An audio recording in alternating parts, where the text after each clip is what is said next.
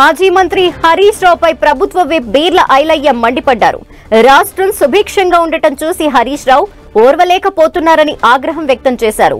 హరీష్ రావు ప్రతిదాన్ని రాజకీయం చేస్తూ అసత్య ప్రచారాలు చేస్తున్నారని ఆరోపించారు. రాష్ట్రంలో శాంతి భద్రతలు లేవని హరీష్ రావు పిచ్చి మాటలు మాట్లాడుతున్నారని, గత 10 ఏళ్లలో రాష్ట్రంలో శాంతి భద్రతలు ఎలా ఉన్నాయో అందరికీ తెలుసన్నారు ప్రభుత్వ విప్ బీర్ల ఐలయ్య.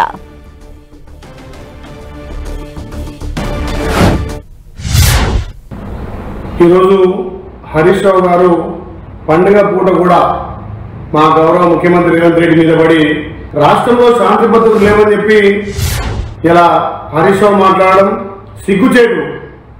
గత 10 ఏళ్ల మీ ఫామ్ హౌస్ పాలనలో ఏ రకంగా తెలంగాణ ప్రజలు ఇబ్బంది పడ్డారు, మీ దోపిడీ, మీ అరాచకాలు, మీ స్కామ్ల వల్లనే తెలంగాణ అప్పుల తెలంగాణ అయింది. మరి అది మర్చిపోయి ఇలా హరీష్ రావు మాట్లాడడం సిగ్గుచేటు. మా ముఖ్యమంత్రి ప్రజాపాలనలో ఈ 2 ఏళ్లలో రాష్ట్రం సుభిక్షంగా ఉండడం చూసి హరీష్ రావు ఓర్చుకోలేడు.